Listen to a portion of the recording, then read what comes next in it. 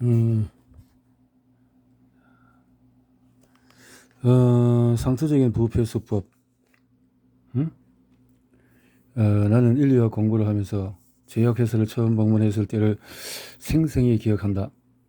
그때 회사의 그 방대한 행정 서비스를 보고 정말이지 기겁을 했다. 회사의 규정은 매우 복잡했으며 그 양 또한 방대했다. 한 가지 약품이 특허 승인을 받기까지는 그 절차가 복잡했다. 하지만 이를 위해서 굳이 많은 회사 직원들이 하루 일과를 소지할 필요가 있을까 의문스러웠다. 마케팅의 세부 업무에 불과한 일에 그토록 많은 직원이 매달려 있다는 것이 솔직히 내게는 불가사의였다. 마케팅 업무는 현대 제약회사가 다루는 여러 기능과 동일한 대우를 받으며 그 역할을 차지했다. 그때는 1월 12일 낸시 브루시 스미스 부인이 처음 법정에 출두해 증언한 날이었다. 그녀는 얀센과 텍사스의 정신지체 및 건강연구소 사이의 협력관계를 관리하는 일을 맡았었다. 연방 변호사는 브루시 스미스 부인과 인터뷰한 내용을 판사에게 전달했다. 그가 전달한 얀센의 내부 문서에서 부인은 스티브 숀 박사를 이 일에 끌어들인 주동자가 얀센이라고 고백을 했다. TMAP가 진행되던 시기에 숀 박사는 정신지체 및 건강연구소의 책임자로 일하고 있었다. 브루시 스미스는 그 당시 얀센뿐 아니라 많은 기업들이 숀 박사에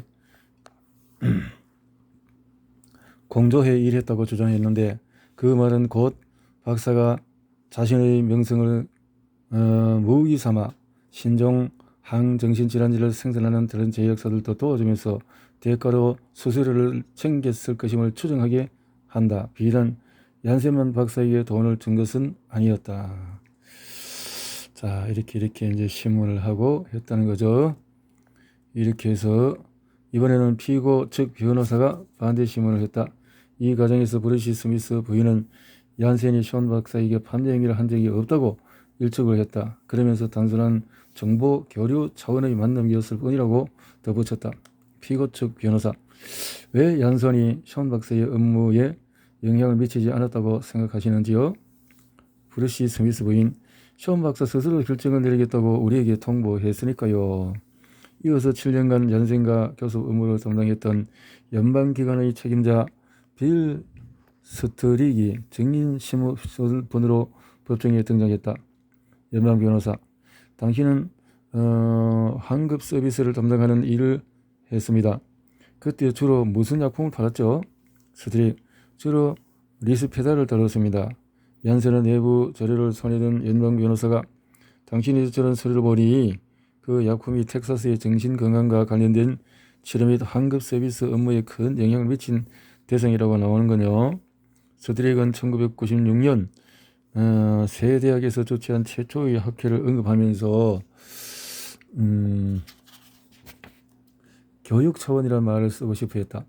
그리고 스티븐 션과 다른 몇몇 정신과 의사들이 참여한 프로젝트는 교육과는 차별화된 행동으로 구분을 했다. 연방 변호사는 그가 담당한 서비스가 TMAP 주도 아래 리스페달의 사용 판매량을 높이는 일이었는지를 물었다. 그러자 그 듣기가 거북했는지 스트릭은 비꼬는 듯한 말투로 연거푸 같은 말을 반복했다. 그렇게 해서라도 판매율이 증가했다면 실망하지 않았겠죠. 스트릭의 피고 측 변호사의 반대 신문이 이어졌다. 스트릭이 일하던 부서가 정확히 무슨 일을 했는지 다시 설명해 보라고 요청하자 그는 우리 팀이 맡은 임무는 장애물 제거였습니다. 우리 업무는 사람들에게 정신건강에 대해 교육하는 것, 그리고 그들에게 필요한 약품들이 있다는 것을 자세히 알려주는 것이었습니다. 라고 답변했다. TMAP의 경제적 지원과 관련된 문서의 신문에는 로버트 우드 존슨 재단의 전 책임자 스티븐 슈레더가 법정에 소환되었다. 이 재단은 게이츠 재단과 마찬가지로 미국에서 건강과 관련해서 대규모 조사활동을 하는 곳이다. 그러나 TAMP의 결성에 가장 큰 재정적인 공헌을 한 곳도 바로 이 로버트 우드 존슨 재단이다. 스티븐 슈레더는 TMAP가 마케팅 전략의 원성이라는 사실을 몰랐으며 존슨앤존슨으로부터 직접적인 통보를 받은 적도 없다고 했다. 그 당시에 이 같은 사실을 전혀 인식하지 못했다고 말했다. 변호사는 존슨앤존슨이 이 재단의 최대의 지분을 보유하고 있는 주주임을 지적했고, 검사 측은 슈레드의 인터뷰가 녹화된 영상자료를 증거자료로 제출했다. 2009년에 로버트 우드 존슨 재단의 이사의 임원 3명은 존슨앤존슨의 중력 출신이었다. 연방 변호사. TMAP가 재단 입장에서는 좀 특별한 프로젝트인 걸로 알고 있어요. 슈레더. 네, 보통 저희는 임상실험을 다루지는 않으니까요. 연방 변호사. 그런데 왜 그런 예외의 프로젝트를 수락한 겁니까? 슈레더. 제 생각에는 이점이 매우 컸기 때문이라고 봅니다. 연방 변호사. 재단한 TMAP의 취지가 무엇인지 세부적으로 면밀히 조사하지 않았나요? 슈레더. 그렇다고 그들의 속마음까지 다 파악할 수는 없죠. 연방 변호사. 예를 들어서 연구소로부터 돈을 받는다는 생각은 한 번도 안 해보셨나요? 슈레더. 그런 일은 간간히 있어 온 관례예요. 대학 소속 연구자들이 제약회사에서 지원받아 일하니까요. 학회 발표를 주관할 때, 연구를 목적으로 출장 갈 때, 저녁 모임을 가질 때 회사가 경비를 지원하죠. 마지막 증인으로 퍼시 코드 2세가 출두했다. 그는 얀센에서 영업직으로 직장 경력을 시작했고 1998년에 리스 페달을 홍보하는 일을 맡았다. 그 후에 1999년부터 2002년까지 연방정부기관의 책임자로 이직하고 환급 서비스 담당 직책을 맡았다. 변호사님 이렇게 해서 연봉 변호사는 2002년에 진행된 존슨앤존슨의 연생의 사업 구상안을 언급하면서 수익 증가를 강조하는 협박성 짙은 부분을 찾아내었다. 미국에서 메디케이드와 관련된 지출 비용이 연방주 순위 3위를 차지한 텍사스의 메디케이드 담당부서는 지출을 줄일 수 있는 방법을 강구했다. 문서에 명시된 해결책 가운데 눈에 띈 사전허가 제도란 소비자가 전문의의 진찰, 의료 서비스나 특정 치료를 받기 전에 제3자가 개입해 약품 사용을 허용하는 것이다. 메디케이드는 미국의 대표적인 공공의료보험이다. TMAP를 공약하라 라는 슬로건 아래서 진행된 사업계획은 TMAP를 철저한 의식 개명의 일환으로 계획된 활동으로 보았다. 그래서 이 활동을 통해서 사전허가 승인으로 인한 피해를 최소한으로 줄일 수 있을 것이라고 예상했다. 그 후에 제약회사는 리스페달 콘스타를 출시했는데 이 약은 리스페달을 대신해서 몸에 주사하는 장기 치료제였다. 이 신약은 TMAP에서 호의적인 평을 받았다. 쇼온 박사는 텍사스에서 리스페달 콘스타가 잘 팔릴 수 있게 하려면 정신병원에 입원한 환자를 타깃으로 할 것을 조언했다. 그에 따르면 환자들이 정신병동에 입원한 이상 평소 주기적으로 복용하는 항정신질환제를 자주 바꾸지 않을 것이라는 설명이었다. 그렇기 때문에 처음에 의사가 처방한 약물을 계속 꾸준히 복용할 확률이 높으므로 정신병원에서 처음부터 이 약을 사용하도록 하는 것이 중요하다는 것이다. 정식 승인 없이 홍보되는 약품의 미래는 정부의 승인을 받은 신약을 홍보하는 마케팅 방법으로 크게 두 가지가 있다.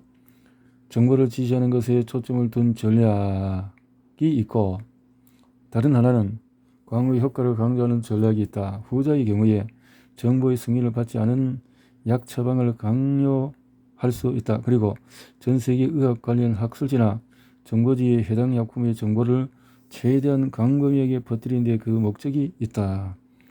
구전전부터 미국에서 정부 승인을 받지 않은 약품을 대상으로 한 마케팅 전략이 문제가 되어 법의 판결을 받는 경우가 늘었다. 그 중에서 가장 큰 건은 2004년에 있었던 간질치료제 뉴론틴 관련 소송이다. 이와 관련해서 워너 램버트 화이자는 4억 3천만 달러를 벌금으로 냈다. 뉴런틴 소송은 비슷한 소송이 일어날 때마다 중요한 판례가 되었다. 그리고 정부가 마땅히 내야 할 세금을 탈세하는 개인 또는 기업을 처벌할 때 필요한 부정청구 방지법을 적용해서 정부 승인을 받지 않은 약품 마케팅과 관련된 소송을 처리했다.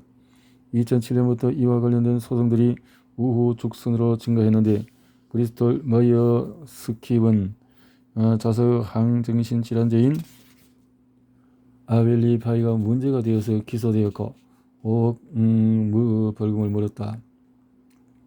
또 포드 파마도 진통제 옥시콘tin 때문에 6억 3천만 달러를 벌금으로 내었다.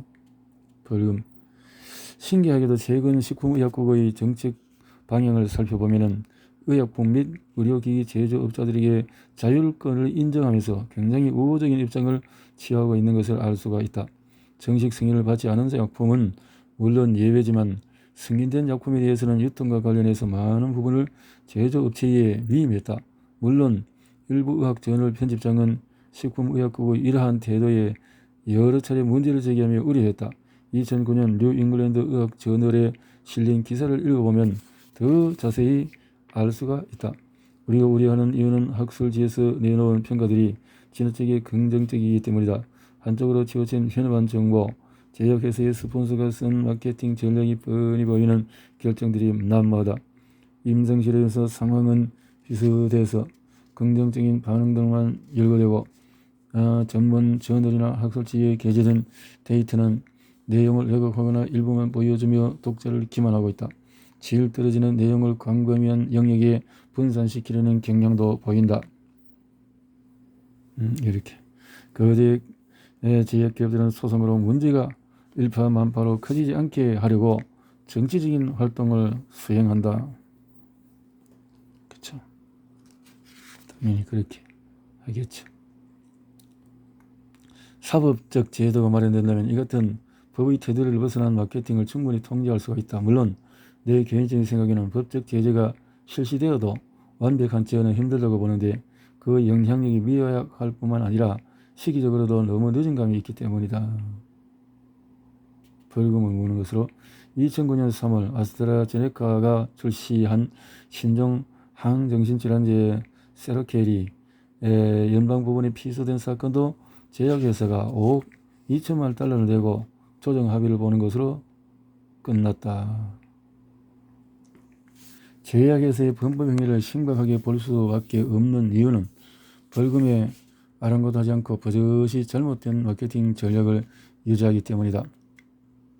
법원에서 여러 소송이 진행되는 사이 그 정도가 약해졌을 뿐이지 범법 행위는 암암리에 계속 진행 중이다. 그 본성이 어디로 가겠는가? 어쩌면 기업 간의 경쟁을 부추기는 사회적인 압박감이 이유일 수도 있다. 약품 마케팅 전략을 살펴보면 기업마다 교묘하게 쓰는 술책이 매우 흡사한 것도 이 때문일 것이다. 바이옥스가 정신 승인을 받지 않았음에도 시기성이 농후한 마케팅 전략에 따라서 시장에 버젓이 유통되었을 때에 그 분야 관계자들은 이미 다른 콕시브 계열의 약물 또는 콕스 투 억제제들이 바이옥스의 뒤를 이어서 차례대로 출시될 거라고 예상했다. 이뿐만 아니라 지프렉사가 소송에 휘말렸을 때 그와 유사한 비정형 항정신질환제를 생산하는 회사들도 그와 유사한 범법 행위를 저지르고 있음을 소송 관련 전문가들 역시 충분히 자각했을 것이다. 현재 지역 관할 기관이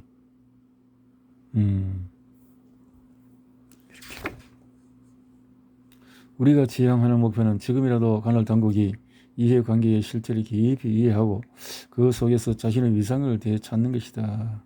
국내법을 비롯해서 무역 관련 지적재산권에 관한 협정과 의약품 허가를 위한 기술적인 요구사항의 조화에 관한 국제기구에도 제약회사는 유리한 조약 내용이 확정되도록 로비활동을 서슴지 않는다. 이렇게 해서 제약회사가 주도적으로 이렇게 이끌어 나가는 시장이다라는 것을 보게 되어지네요. 자, 이렇게 챕터 10에서 질병을 만들어내기, 질병을 만들어야 또 제품을 또 만들죠. 그렇나요? 의사는 병을 치료하기 위해서 약을 쓴다. 그리고 환자는 약이 있으면 심리적으로 더 안심한다.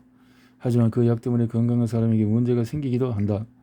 세균보다 더 위험한 새로운 항병원체가 인체에 유입되면서 진짜 몸이 아프게 되는 것이다. 마르셀 브루스터, 진짜 몸이 아프게 되는 것이다. 세균보다 더 위험한 새로운 병원체가 TV 화면 속에 50대로 보이는 여성이 북한 스케치북이 놓인 탁자 옆에 앉아있다. 미술 수업을 받는 것처럼 보인다. 하지만 정작 스케치를 하고 색을 입히는 사람은 그녀가 아니라 뒤편에 있는 다른 사람들이었다.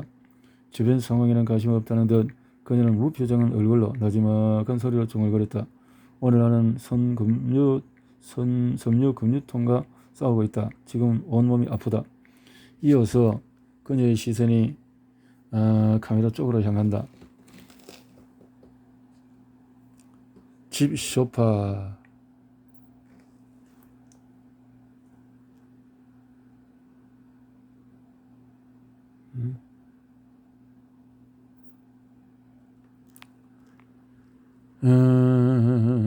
그래서 그래, 섬유 근육통은 요즘 극성을 부리고 병이고 널리 퍼져 있지. 미국에서 이 약품 광고가 TV 방송이 전파를 타던 시기는 1997년 이후였다. 97년. 그리고 2007년에 화이자가 블록버스터급 약품인 리리카 홍보용으로 광고를 찍을 때 이 광고의 일부를 캡처하기도 했다. 왜냐하면 그전까지만 해도 간질 치료제로 식품의약국의 승인을 받은 리리카가 2007년 6월을 기점으로 다시 섬유 근육통 치료제로 변신했기 때문이다. 게다가 광고에서는 리리카는 이름이 등장하지 않았다. 이 광고가 노린 것은 섬유 근육통이란 병명 그 자체였다. 1980년대 말 이전까지 들어본 적도 없는 병명을 알리기 위한 홍보 광고였던 것이다. 중년 여성에게 흔한 질환으로 피로를 쉽게 느끼고 불면증과 몸 전체 근육이 욱신거리며 쑤시는 통증을 동반하는 것이 바로 섬유 근육통이다. 이 신경질환의 증상을 잘 모르는 시청자들은 관련 웹사이트를 방문하면 이 병에 대한 자세한 정보를 찾을 수가 있다. 인체의 민감 부위를 18개의 국소 부위로 지정해 놓고 그것을 조심하라고 가르친다. 특히 11개의 국소 부위가 인체 중에서 가장 민감하기 때문에 이 웹사이트는 의사의 진찰을 받아보고 리리카를 처방받으라고 조언한다.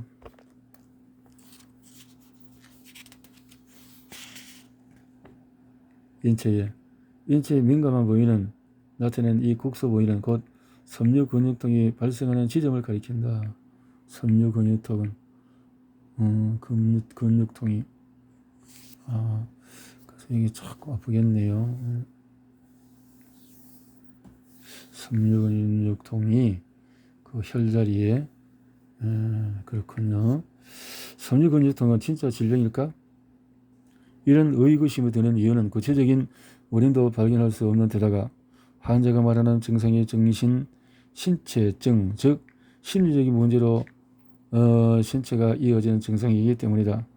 대부분의 류마티즘 질환은 우울증이나 만성 피로감, 결정 부위의 통증처럼 뚜렷한 이유를 파악하기 힘든 경우가 많다. 그럼에도 불구하고 화이자를 비롯한 일부 제약회사들은 이 병을 일반적인 질환으로 인식시키기 위한 막대한 비용을 들여서 광고를 찍고 의사들을 상대로 의학 세미나를 계속 주최했다. 그렇게 해서 이 병이 유발하는 이유 없는 만성 통증을 막아주는 치료제가 시장에서 큰 수익을 얻을 수 있도록 그 증거로 전 세계에 판매된 리리카는 2007년 한 해에 18억 달러의 매출을 기록했다. 화이자는 리리카 광고에 4,600만 달러를 투자했으니 회사 입장에서는 기분 좋은 보상이 아닐 수가 없다. 병을 팔다 질병의 브랜드화. 화이자가 찍은 광고는 제약회사 마케터들이 쓰는 브랜드를 지원 캠페인의 무수한 사례 중에서 하나에 불과하다. 다시 말해서 특정 브랜드를 명시해서 그것만 광고하는 것이 아니라 치료제가 필요한 이유를 강조하기 위해서 문제의 질병을 더 자극적으로 광고하는 것이다. 르 탐보러 저녁 먹을 때 이따금 여기가 근질거려 간지럽다기보다는 가렵다. 놓고 주의하세요. 르 탐보러 가려워요. 혹시 식초가 든 소스를 곁들인 송아지 머리고기 요리를 먹을 때 더 가려운가요? 그건 먹어본 적이 없어서 모르겠어요. 하지만 그 음식을 먹으면 더 가려울 수도 있겠네요. A지와 니코틴 중독. 고혈압 같은 인체를 위협하는 문제거리 외에도 우리는 섬유근육통, 위식도 역류질환, 의식과 상관없이 떨리는 다리, 결장장애, 신진대사장애 같은 질환에 노출되어 있다. 이뿐만 아니라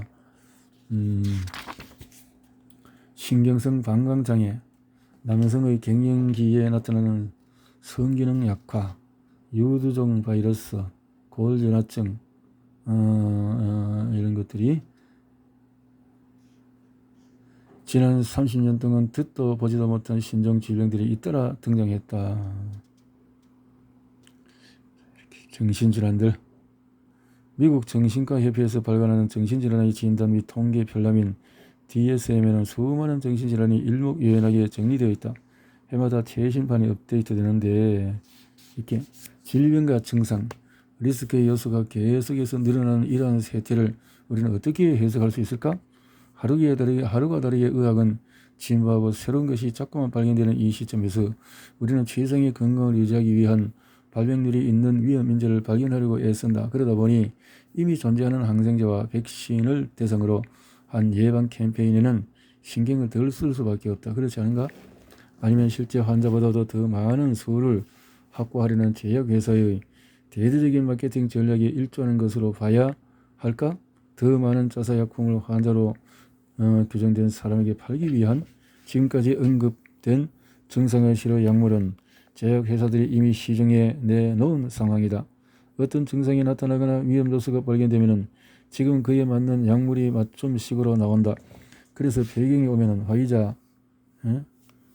바이오스 프레마린이나 프렌프로를 써야 하는 줄 안다. 또 남성의 발기부전하면은 역시나 화이자의 비아그라를 떠올린다. 또 유두종 바이러스에는 머크의 갈다실, 우울증에는 릴리의 프로작이나 GSK의 드럭사트 탁실이 유명했다.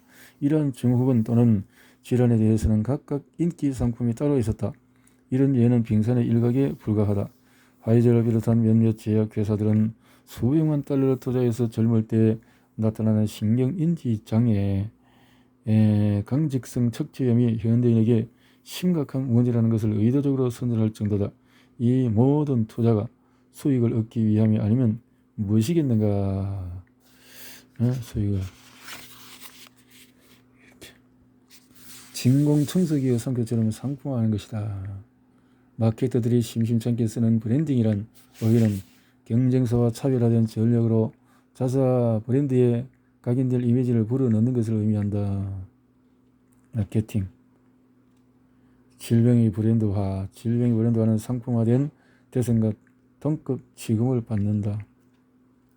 질병의 브랜드화. 질병의 브랜드화는 제약회사가 자주 써먹는 판매 수법 중에 하나로 정식 승인을 받지 않은 약품을 대상으로 한 마케팅 전략과 양대 산모액을 이룬다. 브랜드화. 질병의 브랜드화의 대가로 할 수 있는 마케팅 전문가 페이리는 글로벌 마케팅 회사 페이리 브랜딩 그룹의 회장을 역임한 바 있으며 거대 제약기업이 그의 고객이었다. 질병의 브랜드화 전략이 만약 당신의 의사와 환자가 생각하는 어떤 질병과 그 증후를 정의해야 한다면 먼저 그 질환을 치료하는 데 가장 적합한 해결책부터 떠올릴 것이다. 이미 상태가 꽤 진행되었거나 진행 중인 병과 관련해서 소비자들이 가장 많이 인지하는 약품을 생각할 것이다. 또 치료 효과가 점점 개선되는 상황에 의학의 새로운 발견에 어떤 입장을 취하고 현 시점에서 환자들이 사용하고 있는 신약에는 무엇이 있는지 우선적으로 고려할 것이다. 페이리는 이어서 어떤 질환의 개념을 더 많은 사람들에게 알리고 그것과 약품을 바로 연결짓기 위해서는 크게 세 가지 전략이 기초가 되어야 한다고 덧붙였다. 첫 번째, 예를 들어서 병이 아닌 증상을 병으로 진단한다.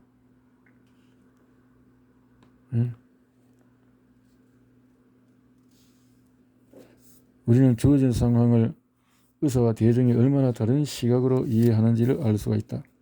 화이자는 남성의 성기능을 전립선 장애로 규정해 자사 정력제 비약을 내민다. 반면에 파르마시아는 어떤가? 요실금을 막기 위해서 방광 기능의 문제를 해결해 줄 데트라를 써보라고 권한다.